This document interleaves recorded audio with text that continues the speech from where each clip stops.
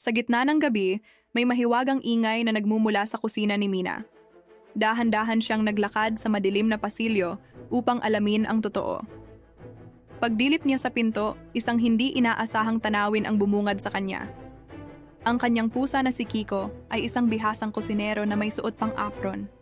Nagluluto ito ng sopas na nagniningning na parang mga bituin sa langit.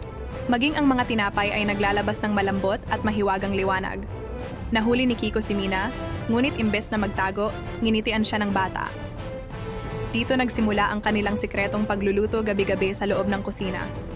Tinuruan ni Kiko si Mina ng tamang paghiwa at paghalo ng may kagalakan.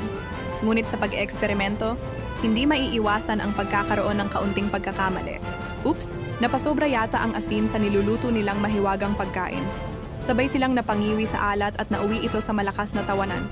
Natutunan ni Mina na ang pagkakamali ay bahagi lamang ng pagkatuto at saya. Magkasama nilang nilasap ang bawat subo sa ilalim ng liwanag ng buwan.